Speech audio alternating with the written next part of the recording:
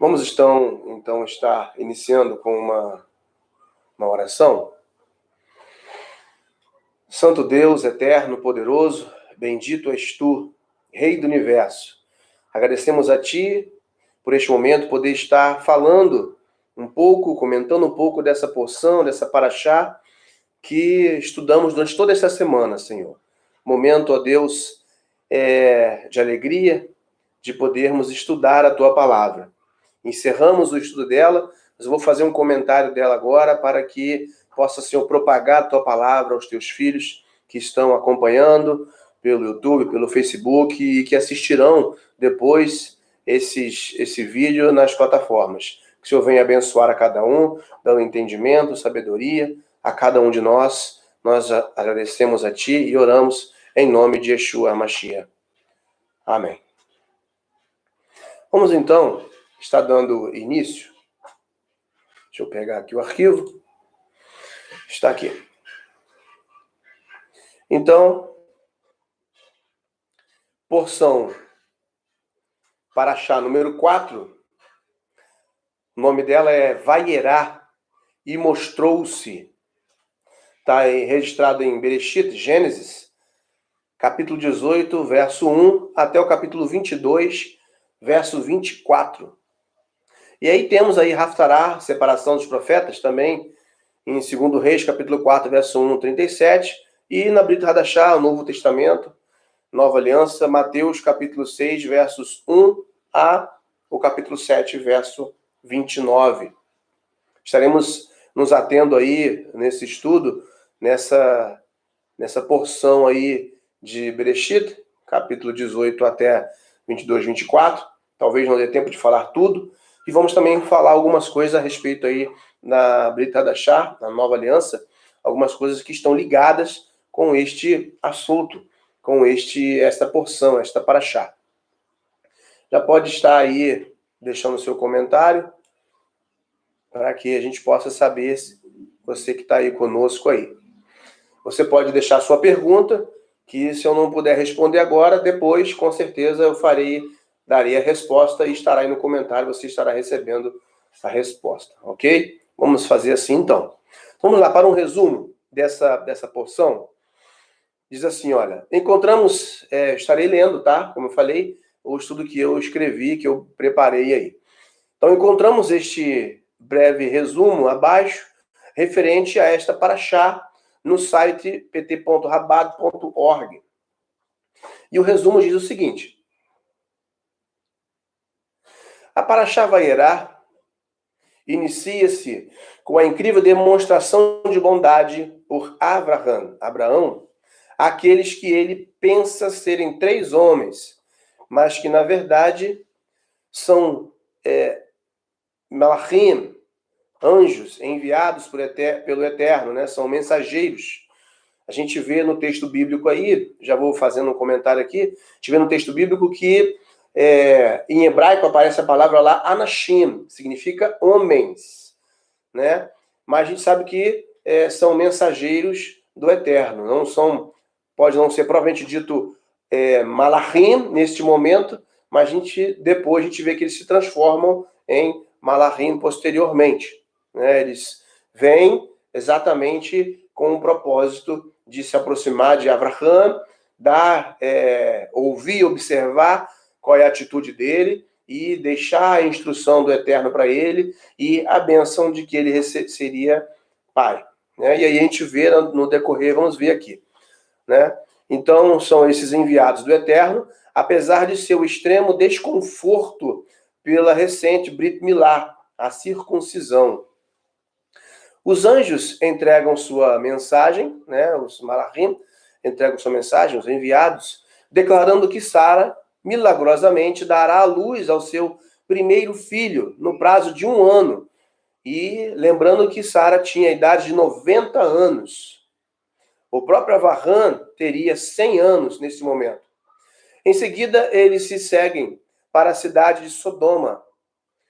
Deus informa a Avraham que as cidades de Sodoma e Gomorra serão destruídas por causa da perversidade.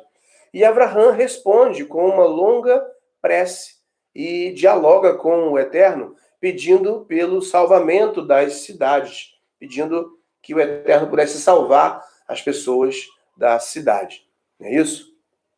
Então, novamente, essa parte que eu estou lendo agora, de resumo, eu tirei do site rabab.org, ok? Incapaz de encontrar 10 cidadãos íntegros, o Eterno começa a destruir as cidades, mas não antes que os anjos salvem o sobrinho de Abraham, Lot, e sua família da destruição.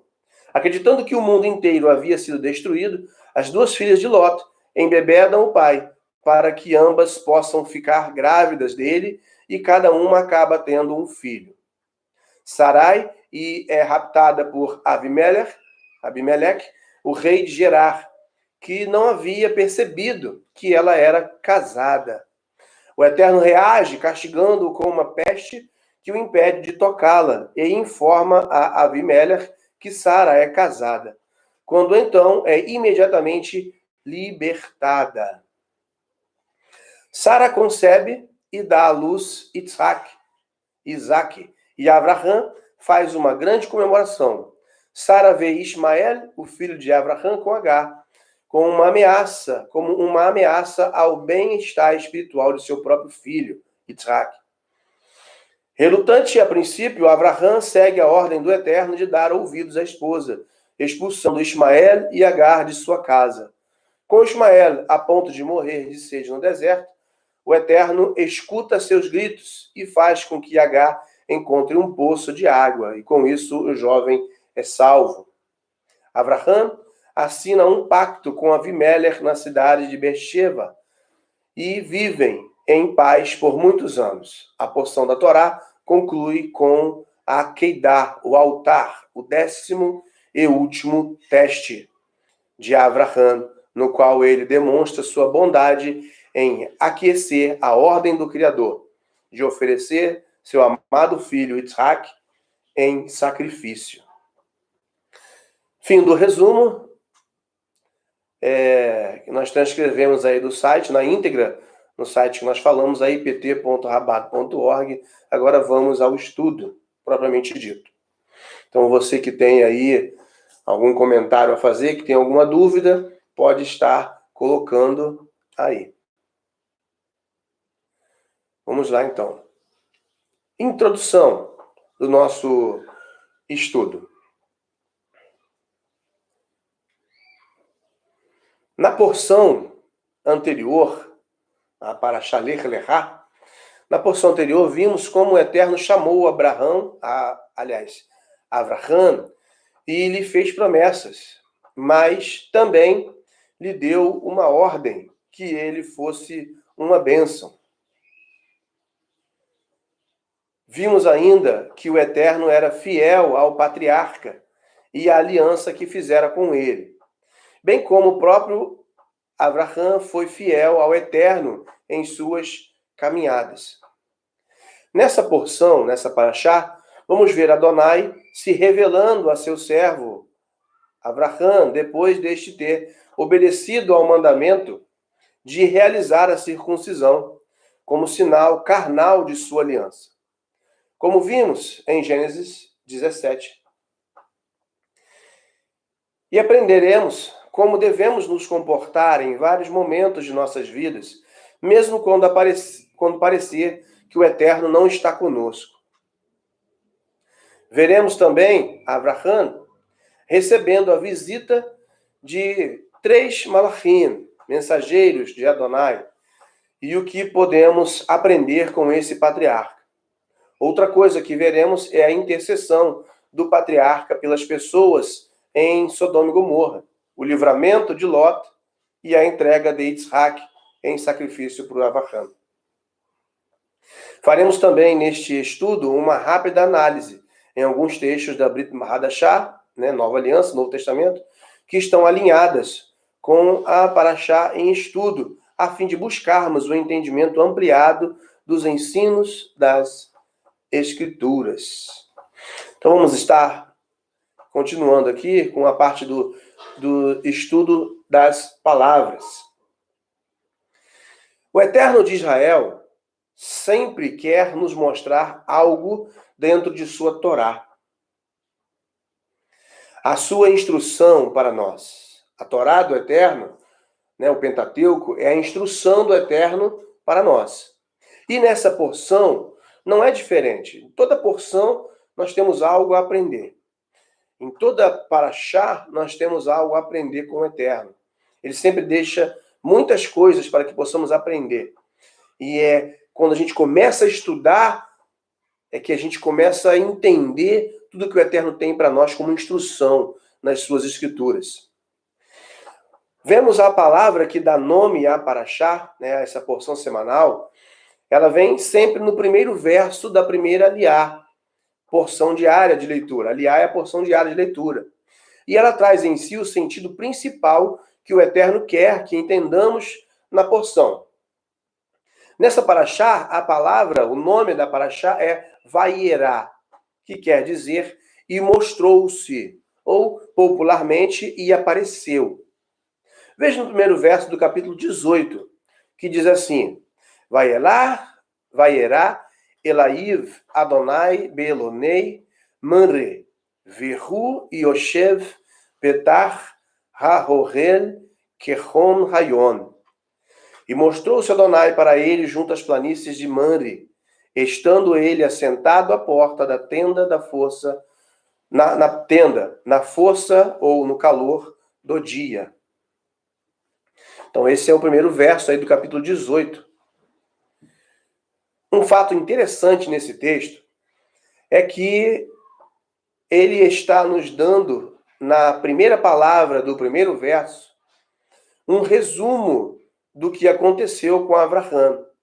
Naquela altura de sua caminhada com o Eterno, depois de ter passado pela Brit Milá, a circuncisão, para cumprir sua parte na aliança divina, o patriarca demonstrava ser incansável em viver a plenitude do que Deus exigia-lhe, ou seja, ser uma bênção para as pessoas. Abraham queria ser bênção. Ele queria obedecer à mitzvah do Eterno de ser uma bênção, como nós vimos lá na porção anterior. No entanto, ele ainda deveria estar sofrendo as sequelas da circuncisão. E aquela primeira palavra, Vayerá, e mostrou-se, ou e apareceu, nos apresenta Adonai revelando-se ao patriarca de forma diferente das vezes anteriores. Nas vezes anteriores, o patriarca pode ter ouvido uma voz, pode ter sentido no seu coração, mas agora o Eterno se revela de forma diferente para Abraham. Ele envia um mensageiro, ele envia mensageiros, sendo que um deles era especial, sendo que um deles tinha uma autoridade maior. Mas a pergunta que nos faz é: como poderia ser essa revelação divina a Abraham? Estando ele assentado, Gênesis capítulo 18, verso 1. O comentário da Torá, da editora Sefer, diz que é dever religioso visitar os enfermos, sejam estes presentes, parentes ou estranhos, sem fazer diferença entre rico e pobre, maior ou menor de idade, respeito e consideração, pois, segundo o Midrash, o Eterno, o Misericordioso, desceu para visitar o patriarca Abraham enquanto este estava convalescendo de sua Brit Milá, na circuncisão. Ainda segundo o comentário, a visita a um enfermo é feita com três coisas: com alma, com o corpo e com dinheiro. Vamos ver como é isso? Com a alma significa elevar-lhe a moral e orar ao Eterno para seu pronto restabelecimento. Com o corpo significa banhá-lo, limpá-lo, trocar sua roupa, servir a comida, os medicamentos. E com o dinheiro, proporcionar-lhe, se é pobre, o necessário para seu bem-estar material. Isso são ensinamentos do Midrash, dos ensinos orais das Escrituras. Segundo esse comentário, o Talmud, Gittin 61, recomenda assistir o pobre independente se é israelita ou gentio. Assim também quanto aos doentes, sejam israelitas ou gentios. Sepultar os mortos seja um ou outro. Assim, o que vemos no início dessa porção, dessa paraxá, é o Eterno vindo fazer uma visita ao seu servo através daqueles mensageiros, daqueles malachim.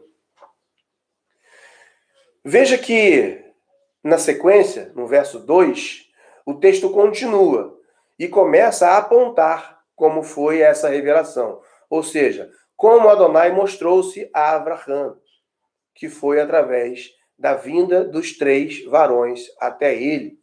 E vemos como se comportou o patriarca em todo o desenrolar desse episódio. Então nós vemos que no verso 1 do capítulo 18, né, o texto diz para nós: e Adonai apareceu a Abraham junto aos carvalhos de Mamre, enquanto ele estava sentado à entrada da tenda no calor do dia. Ou seja, ele deu um resumão. O Eterno apareceu para Abraham, se revelou a ele. Agora vai começar a explicar como que o Eterno se revelou. Ele ergueu os olhos e observou, e ali, adiante dele, encontravam-se 3 homens. Ao vê-los, correu da porta da tenda para encontrá-los, prostrou-se com o rosto em terra. Então nós vemos aí o Eterno se revelando através desses mensageiros, a Abraham, né? Vamos lá, aqui, continuando. Note que ele correu até os homens de forma muito solícita e oferece pouso, alívio do calor e alimento. E devemos aprender algo aqui com ele, pois devemos agir da mesma forma se quisermos ser reconhecidos como representantes do reino de Deus. E isso é algo que nós temos que aprender. Temos que ser solícitos, temos que ser pessoas que têm vontade de ajudar, que têm ânimo para abençoar pessoas, para estender a mão, para cuidar de enfermos, para visitar doentes. Nós temos que ser aquelas pessoas que levam luz, que levam paz, que levam esperança. Nós temos que ser verdadeiramente a Querrilá do Eterno, a igreja, viver isso verdadeiramente. Assim como Abraham ficava à porta da sua tenda, aguardando que peregrinos passassem na sua caminhada, perto da sua tenda, para convidá-los a beber uma água, a pegar uma sombra, a comer com ele. Nós temos que ser solícitos dessa mesma forma. Nós temos que viver desse mesmo jeito. Então vamos continuar. Percebemos na leitura que os homens aceitam a oferta do pai da emuná, o pai da fé. Com isso, aprendemos que o Eterno se agrada daqueles que são solícitos e prontos a oferecer ajuda para seus semelhantes. Aqui podemos ver que Yeshua fala também sobre isso, em Marcos 14, verso 7. Olha como é que Yeshua fala: pois os pobres vocês sempre terão consigo e poderão ajudá-los sempre que o desejarem. Yeshua estava num lugar, em um jantar, apareceu alguém para lhe fazer um bem, e alguém disse: o que ela está fazendo aí? Gastou-se um dinheiro, podia dar isso aos pobres. E Yeshua vai e fala: olha, os pobres vocês sempre terão consigo, e vocês poderão ajudá-los sempre que desejarem. Mas o que essa mulher está fazendo ficará registrado na história. Isso significa para mim e para você que Yeshua deixou claro que sempre teria pobres para cuidarmos. Nós temos que cuidar, temos que ajudar, temos que ser solícitos. E nós já aprendemos isso com Abraham. Pai Abraham já fazia isso, já colocava a sua tenda na beira do caminho, as portas ali, as portas da sua tenda davam para as 4 direções, norte, sul, leste, oeste, justamente para que, ao passar alguém, ele pudesse ter essa oportunidade de chamar e de ser bênção na vida de alguém. Vamos então estar continuando. O Facebook está dando um probleminha aqui. Vamos continuar aqui. Alguns rabinos dizem que Abraham tinha o costume de, na hora do almoço, ficar à porta da tenda para ver se passava algum viajante. O autor do texto, Deus aparece para Abraham e lhe envia 3 anjos, do site pt.rabado.org, afirma que o patriarca sentava-se à entrada de sua tenda e ali aguardava, pensando, se ao menos um viajante passasse, queria convidá-lo para uma refeição. Os antigos dizem que ele tinha prazer em oferecer uma refeição para alguém faminto, pois era bondoso para todos. E quando seus convidados terminavam de comer, o patriarca ensinava-lhes a agradecer ao Eterno. Falava sobre Hashem, que criou o mundo e que cuida dele a cada instante. Podemos e devemos aprender com essa passagem a lição de estarmos sempre dispostos a fazer o bem, a ajudar ao próximo, a cuidar daquele que está necessitado. Então, isso é o que devemos aprender com Avraham. Aqui o Facebook parou. Não sei o que está acontecendo. Está com acesso. Está acontecendo alguma coisa aqui que não está querendo seguir. Vamos lá. Continuando aqui no YouTube.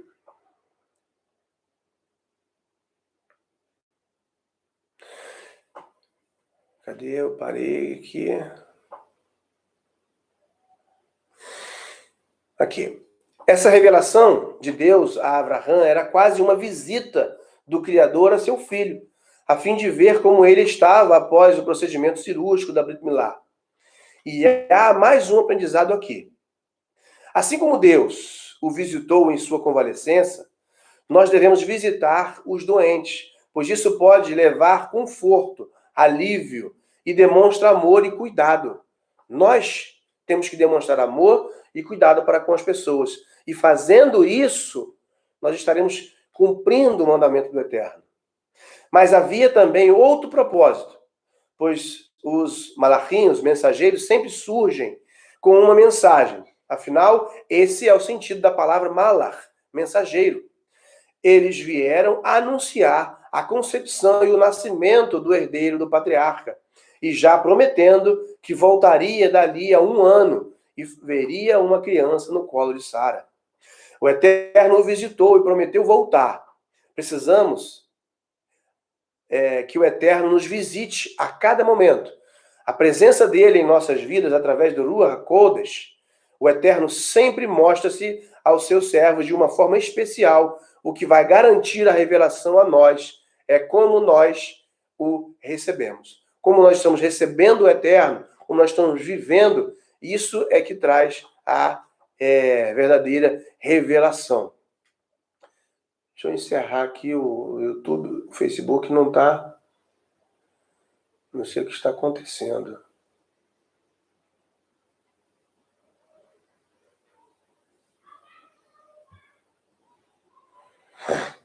Não sei o que está acontecendo. Vamos rapidamente, irmãos, rapidamente. Deixa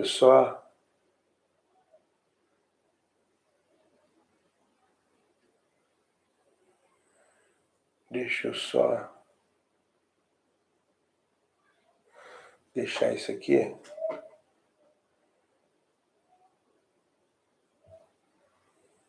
Cadê? Parou aqui. Vamos voltar aqui. Tô tentando ver se eu consigo botar de novo lá para...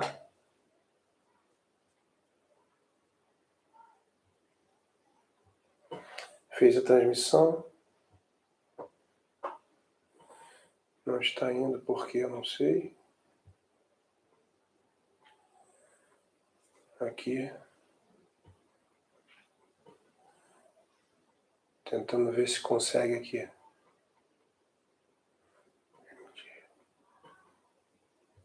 Reiniciar. Está reiniciando.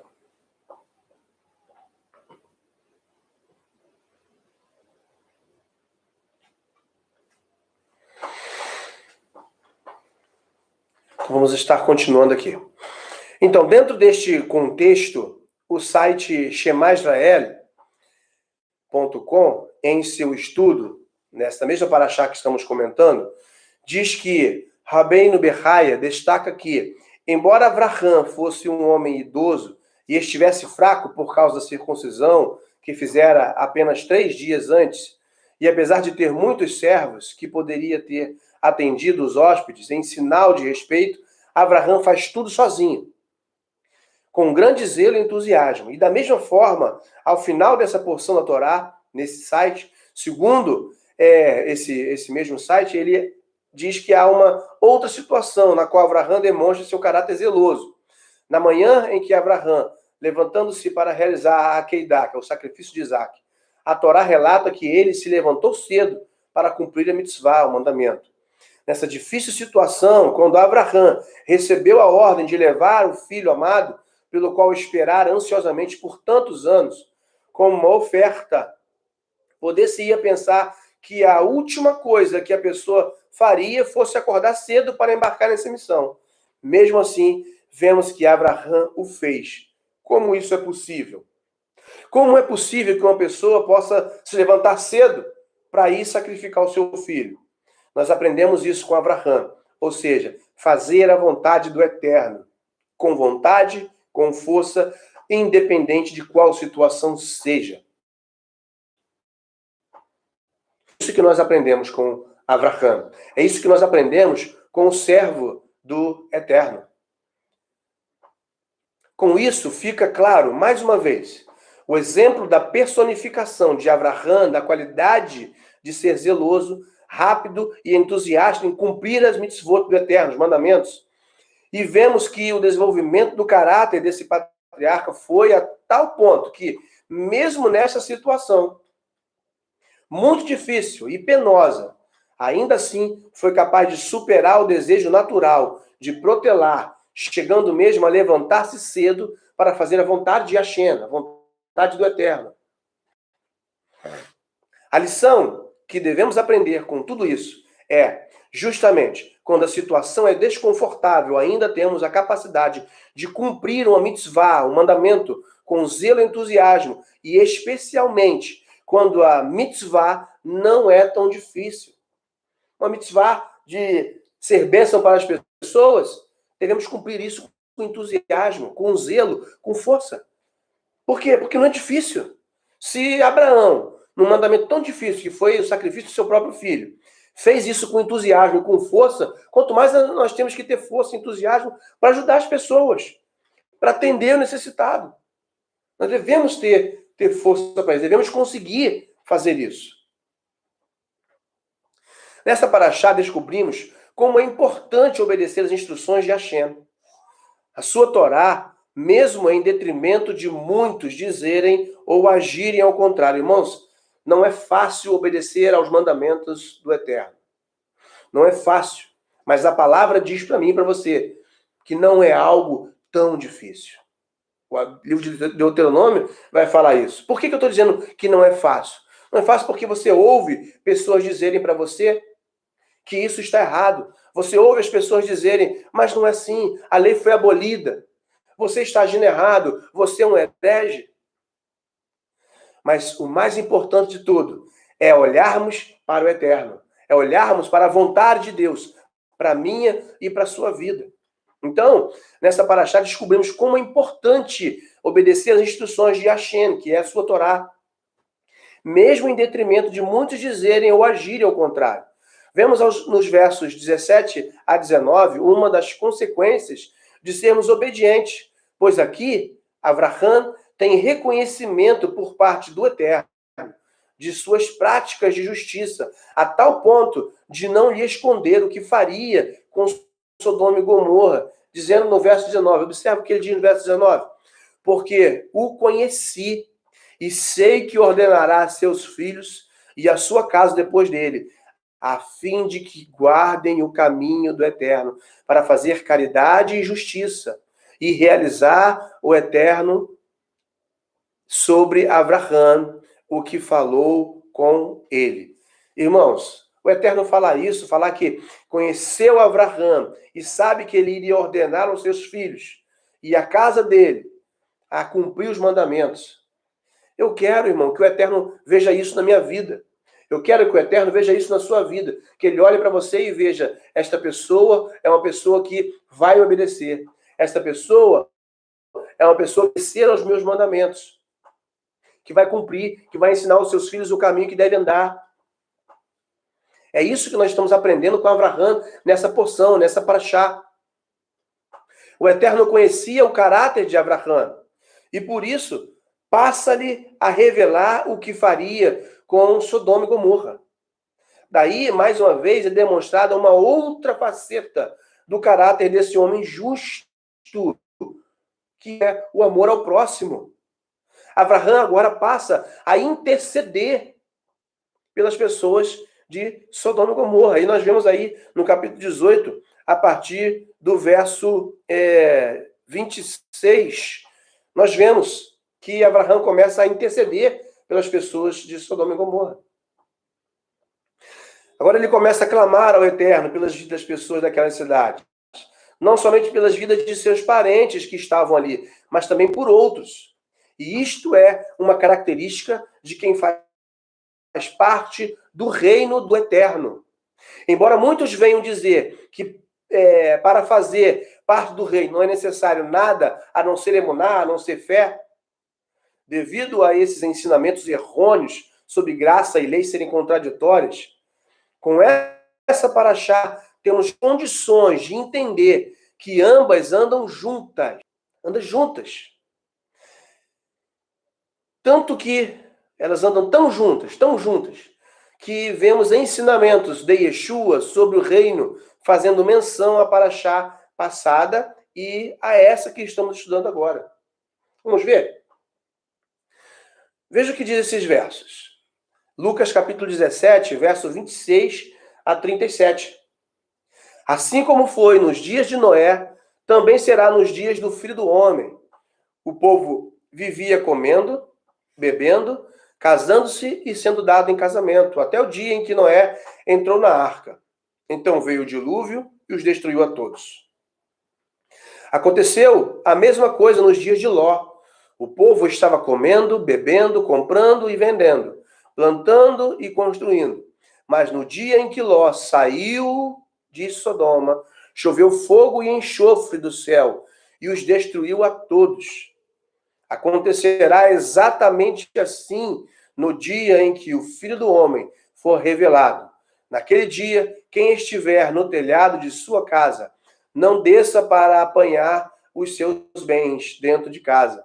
Semelhantemente, quem estiver no campo não deve voltar atrás por coisa alguma. Lembrem-se da mulher de Ló.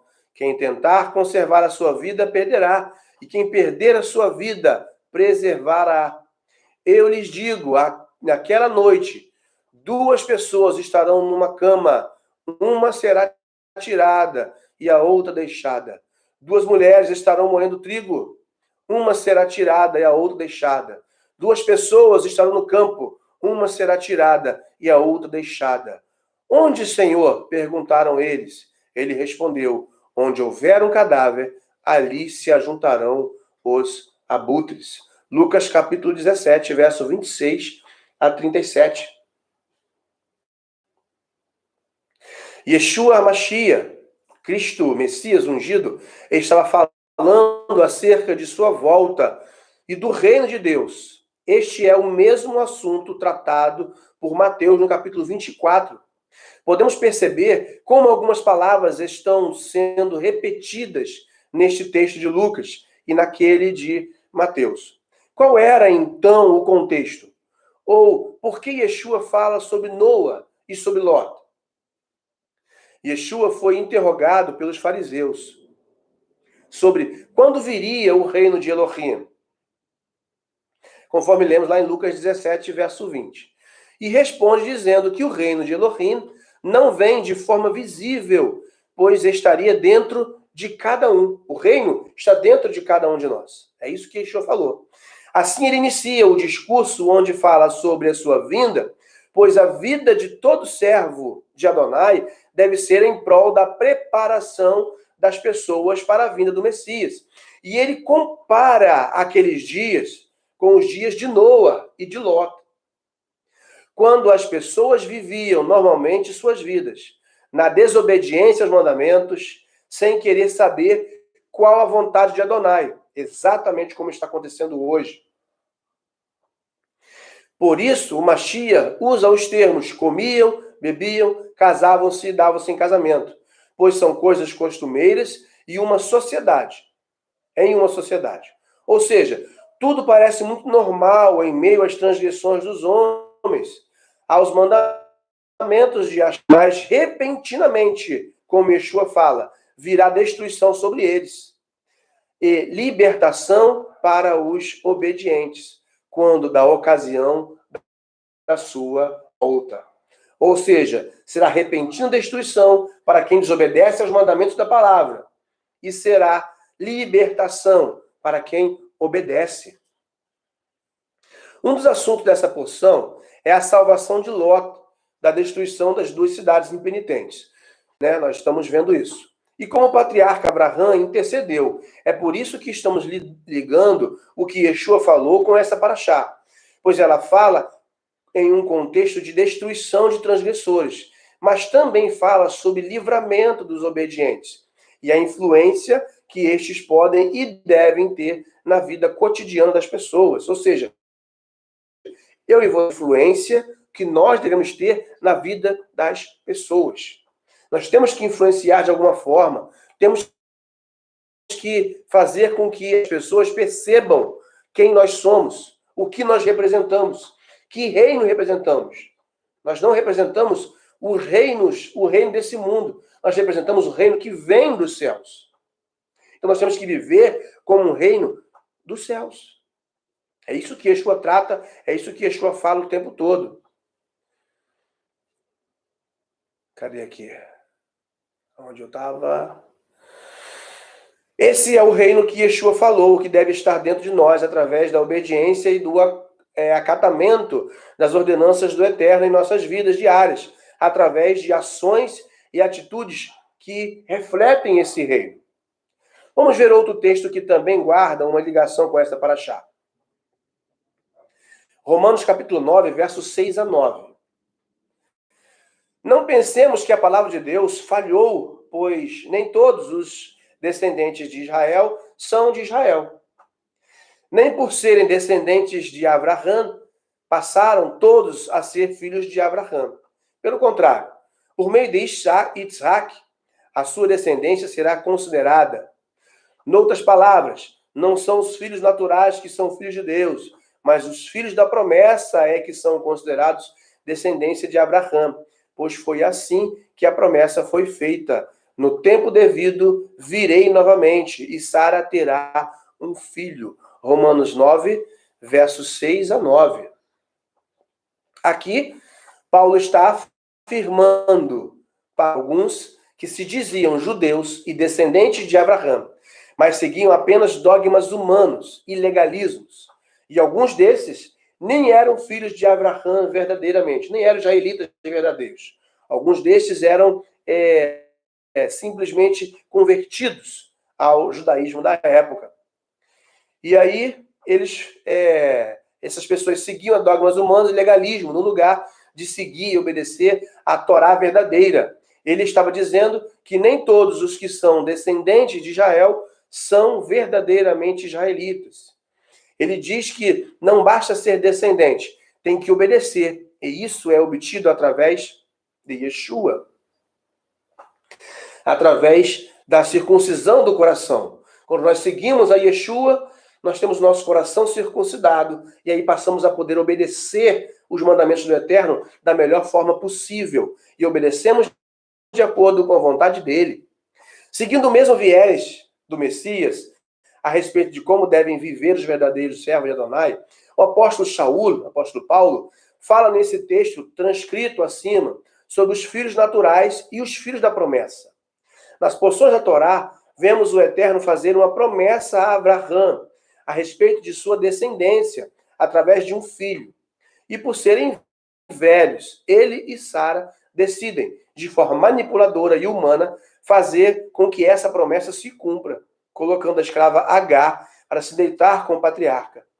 Nessa relação, Dessa relação nasce Ismael. E somente mais tarde, quando Deus cumpre a promessa, é que nasce Isaac. O primeiro é o natural, ou seja, Ismael é o natural, ou seja, pelas mãos e vontade humana. O segundo é o da promessa, no tempo certo do eterno. Uma comparação semelhante também é feita por Paulo no seguinte texto. Gálatas capítulo 4, verso 21 a 31. Vamos ler. Diz assim: digam-me, vocês, os que querem estar debaixo do legalismo, acaso vocês não ouvem a lei? Pois está escrito. Eita, me perdi aqui. Está ali. Pois está escrito que Abraão teve 2 filhos, um da escrava e outro da livre. O filho da escrava nasceu de modo natural, mas o filho da livre nasceu mediante promessa. Isso é usado aqui como uma ilustração, o apóstolo Paulo falando.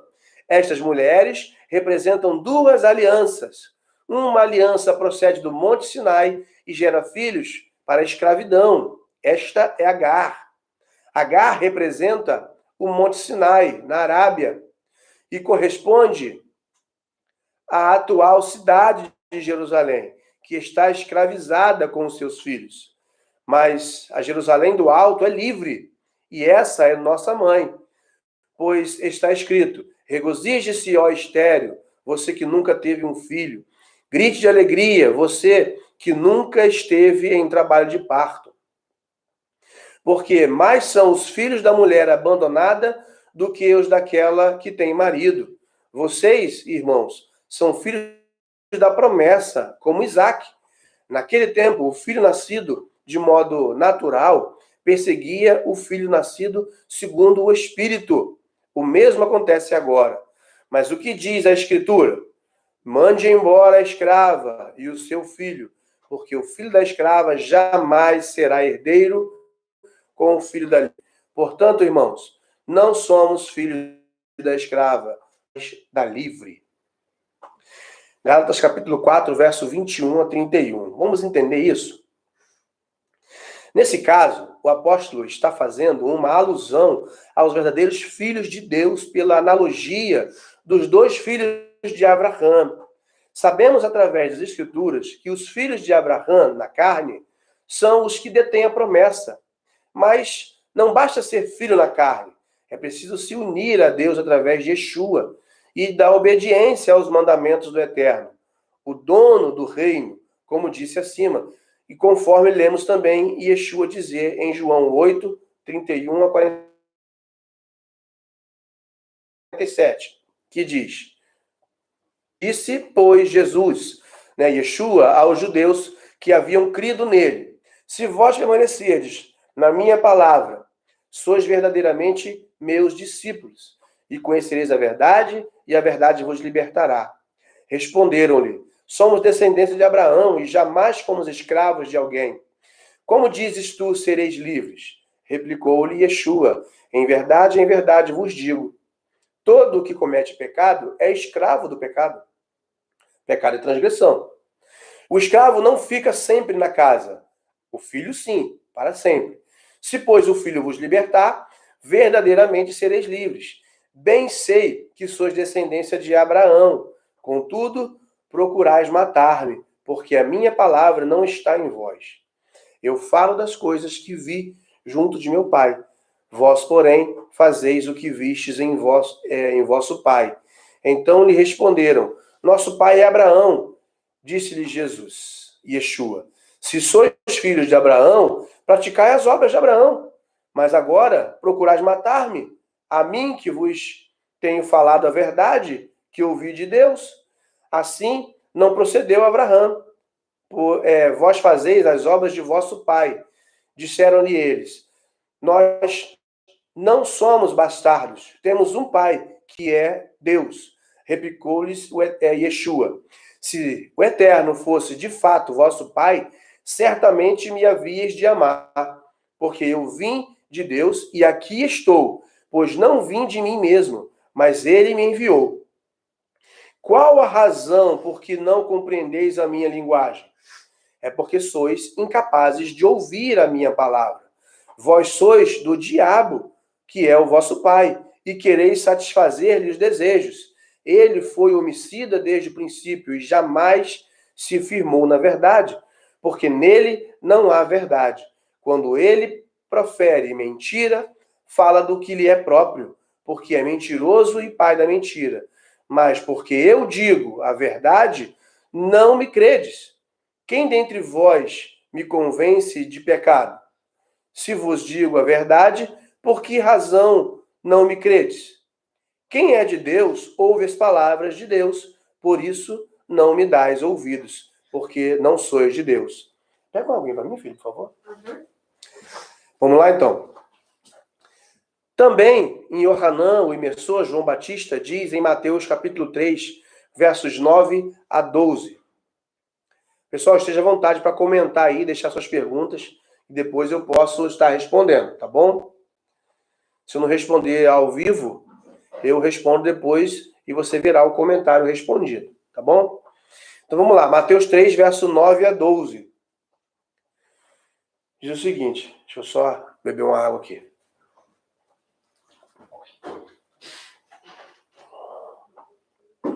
Vamos lá. E não comeceis a dizer entre vós mesmos, temos por pai Abraão, porque eu vos afirmo que dessas pedras Deus pode suscitar filhos a Abraão. Já está posto o machado à raiz das árvores. Toda árvore, pois, que não produz bom fruto, é cortada e lançada no fogo. Eu vos batizo com água para arrependimento, mas aquele que vem depois de mim é mais poderoso do que eu, cujas sandálias não sou digno de levar. Ele vos batizará com o Espírito Santo e com fogo. A sua pá ele a tem na mão e limpará completamente a sua eira. Recolherá o seu trigo no celeiro, mas queimará a palha em fogo inextinguível. Então você está vendo que Yeshua falou que verdadeiros filhos são aqueles que obedecem. E Yohanan, João Batista, fala também a mesma coisa, que os verdadeiros filhos de Abraão são aqueles que obedecem à palavra. E agora também Lucas, capítulo 3, versos 7 a 20, nós vemos também outro texto. Dizia ele, pois as multidões que saíam para serem batizadas, raça de víboras, quem vos induziu a fugir da ira vindoura?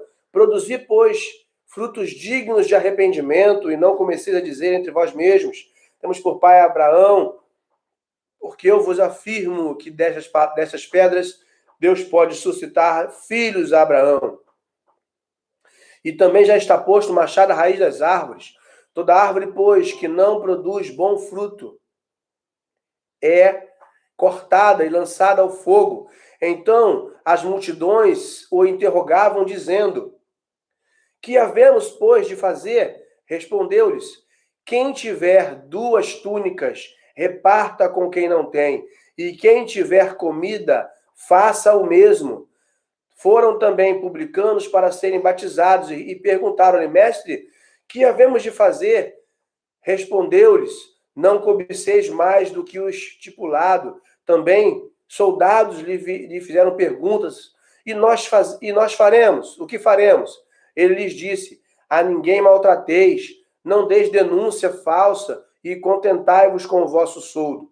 Estando o povo na expectativa e discorrendo todos no seu íntimo a respeito de João, se não seria ele, porventura, o próprio Messias, disse João a todos: eu, na verdade, vos batizo com água, mas vem o que é mais poderoso do que eu, do qual não sou digno de desatar-lhe as correias das sandálias. Ele vos batizará com o Espírito Santo e com fogo. A sua pá ele a tem na mão, para limpar completamente sua eira e recolher o trigo do seu celeiro. Porém, queimará a palha em fogo inextinguível. Assim, pois, com muitas outras exortações, anunciava o evangelho ao povo. Mas Herodes, o tetrarca, sendo repreendido por ele, por causa de Herodias, mulher de seu irmão, e por todas as maldades que o mesmo Herodes havia feito, acrescentou ainda sobre todas a de lançar João no cárcere. Então nós vemos Yohanan falando aqui de forma mais completa aí a respeito de quem são os verdadeiros filhos do reino, os filhos do Eterno.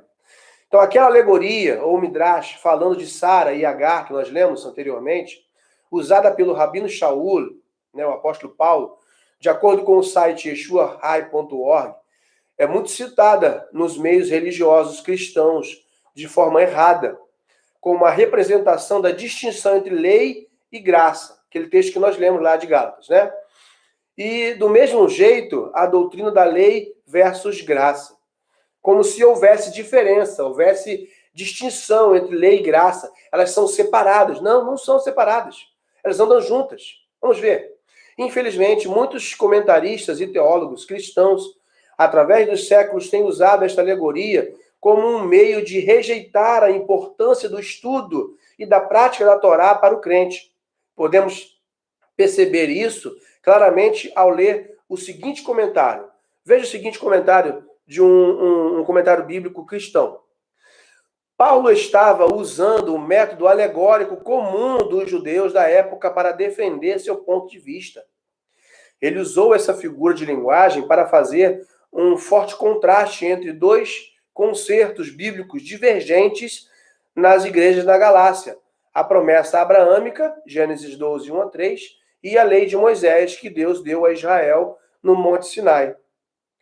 O Novo Comentário Bíblico, Novo Testamento, com recursos adicionais.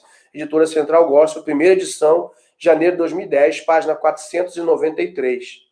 Você vê que o autor coloca como sendo coisas distintas, né? A aliança que Deus fez no Sinai com a aliança que Deus fez com Abraão, como se fossem coisas distintas. Só que não é. A aliança que Deus fez a Abraão foi renovada no Sinai através dos escritos, através da Torá, que foi entregue para instrução do povo. Não são antagônicos, não são diferentes.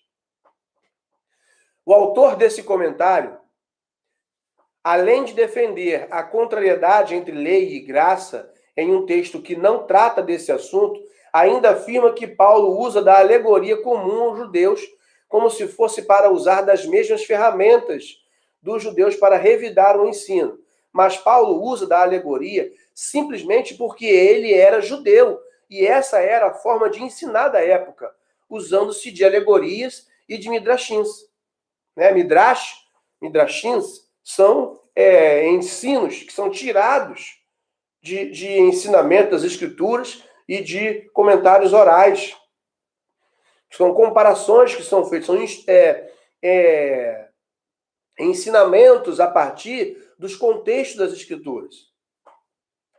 Perceba então que o apóstolo não usa desses meios para argumentar contra a Torá e sua importância em nossas vidas, mas para instruir contra o legalismo e contra o ensino errado dos religiosos na Galácia, na igreja dos Gálatas, de que a salvação só poderia ser recebida por meio da obediência legalista aos mandamentos e pela circuncisão antes de começar a viver uma vida de obediência verdadeira.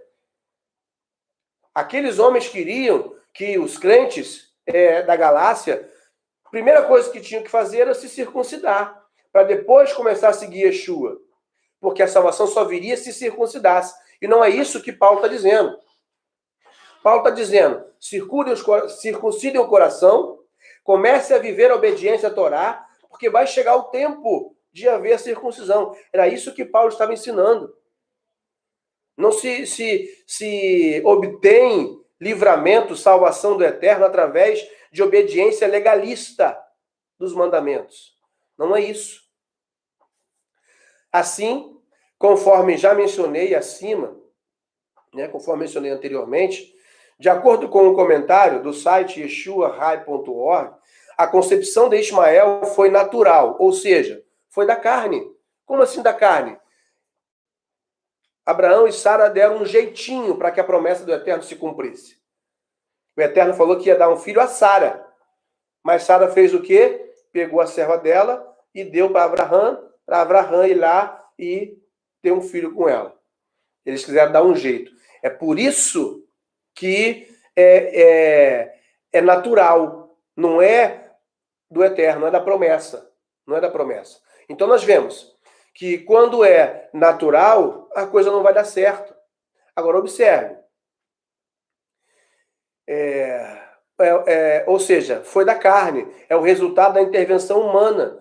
Já a concepção de Yitzhak foi sobrenatural, pois Sara já não tinha mais como ter filhos. E o resultado dessa intervenção divina foi o quê? Foi que o ventre dela foi curado e ela pôde ter filhos. Ela pôde ter filho, não, ela pôde ter Isaac, pôde conceber Isaac, né? Cadê aqui? E de acordo com essa interpretação de Paulo, as duas mães representam duas promessas, tá? Agar, a escrava, a aliança feita no Sinai, que resulta em filhos nascidos da escravidão, certo? Porque são filhos da escrava. Não é a escravidão dos mandamentos, não é isso que ele está dizendo. É porque são filhos da escrava, tá? E Sara, que representa a aliança feita anteriormente com base na promessa do Eterno, que resulta em quê? Em filhos nascidos livres. Por quê? Ismael, sendo filho de escrava, seria escravo. É isso que ele está dizendo. Não está dizendo que o escravo aqui é porque obedece à lei. Não é isso que ele está dizendo. Nós temos que entender o contexto. O termo escravidão aqui não está ligado à lei, mas ao fato de Agar ser escrava, bem como os israelitas que tinham acabado de serem libertos do Egito. E assim, a escravidão é uma alusão ao que está aquém da promessa, ou seja, está na intervenção humana. Vocês estão entendendo? Estão compreendendo bem? Pausa para água, né? Senão a garganta não aguenta. Estamos caminhando para o final já, tá?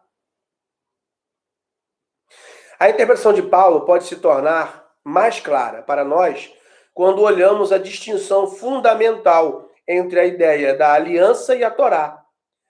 Ainda, de acordo com o mencionado site, se observarmos o contexto geral da carta aos Gálatas, podemos compreender a alegoria como um meio de impugnar a autoridade dos legalistas da época, que afirmavam serem os intérpretes exclusivos da Torá. Eles diziam que, de acordo com as suas interpretações da lei, a salvação somente poderia ser conseguida por meio da circuncisão, ou seja, tornando-se judeu, sem nem mesmo observar o que for determinado em Atos 15 pelos apóstolos. E isso ocorre também hoje com o cristianismo, onde muitos dizem que somente pode-se obter a salvação se alguém se tornar cristão. Mas o que Paulo estava realmente dizendo era que a circuncisão física, ou seja, com o propósito de se transformar em judeu, não é um meio de salvação. E qualquer tentativa de justificação com base no mérito pessoal é um passo longe da justificação que vem livremente para aqueles que agarram rápido a promessa do eterno, de herança eterna. Com isso, entendemos que se alguém quer agir como Sara e Abraham, tomando a frente e colocando Agar no meio, não surtirá resultado, pois ele somente pode ser conseguido por meio da esperança da promessa de Abraham. E isso é lindo, irmãos. Isso é lindo.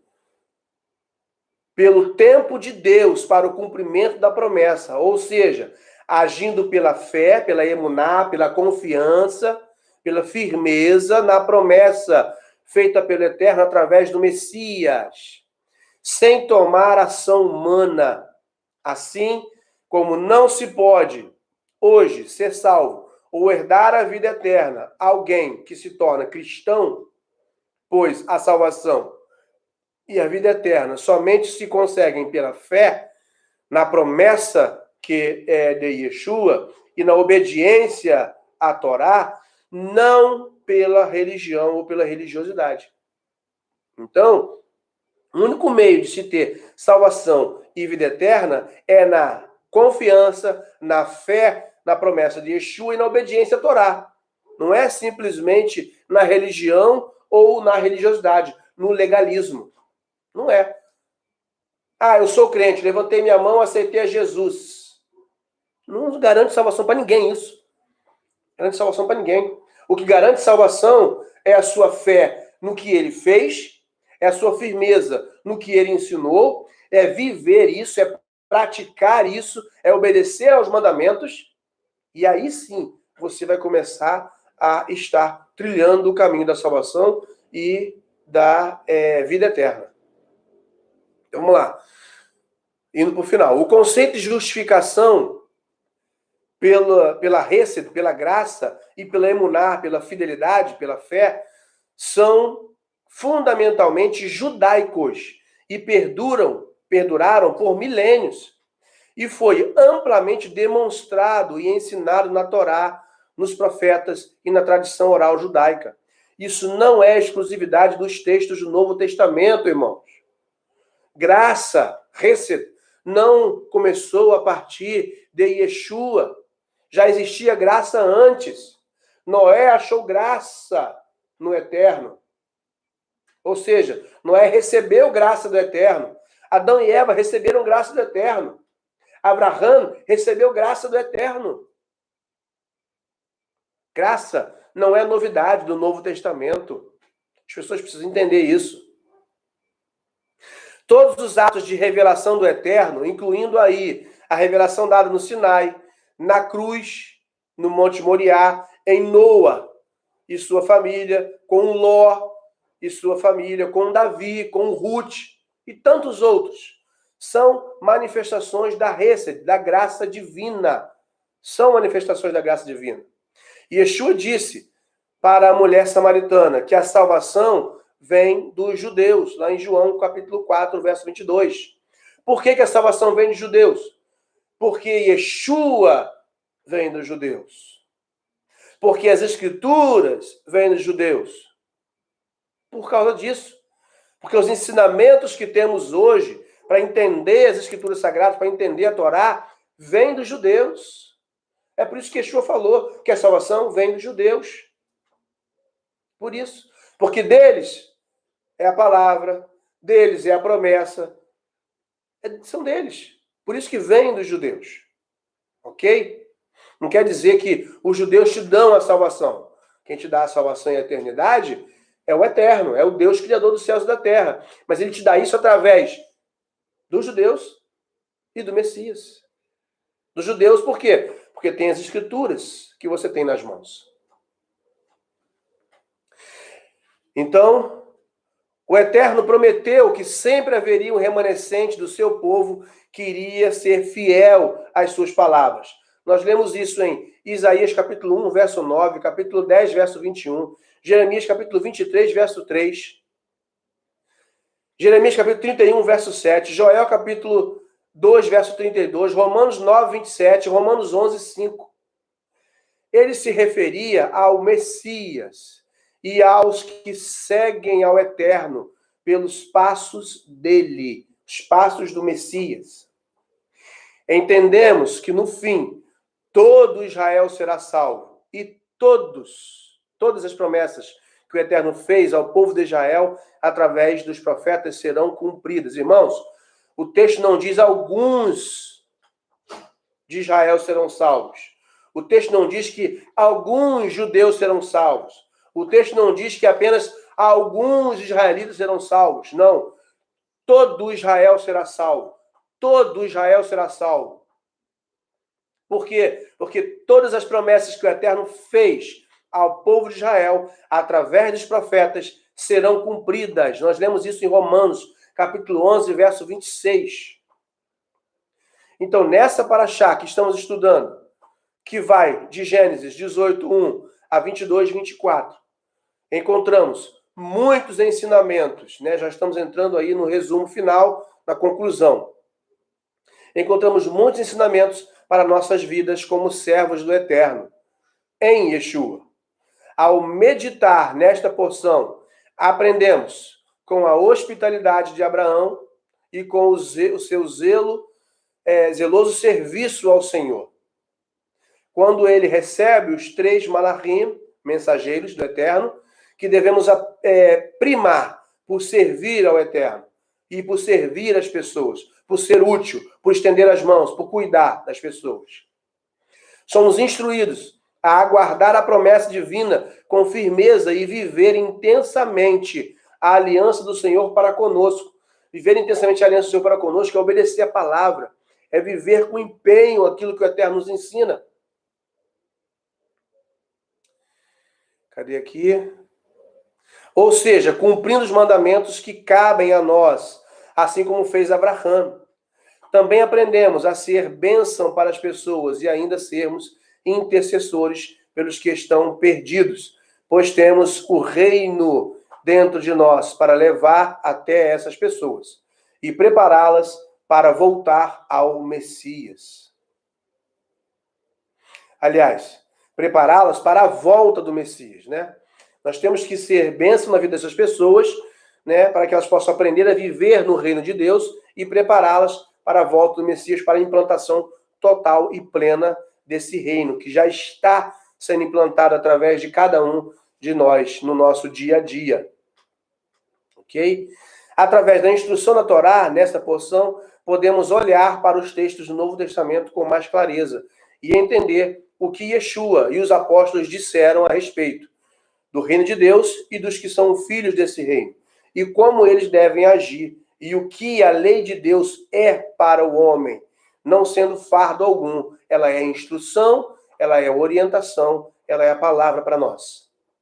Aos que se achegam a Deus através de Yeshua e passam a também fazer parte das promessas, conforme tudo o que disse acima.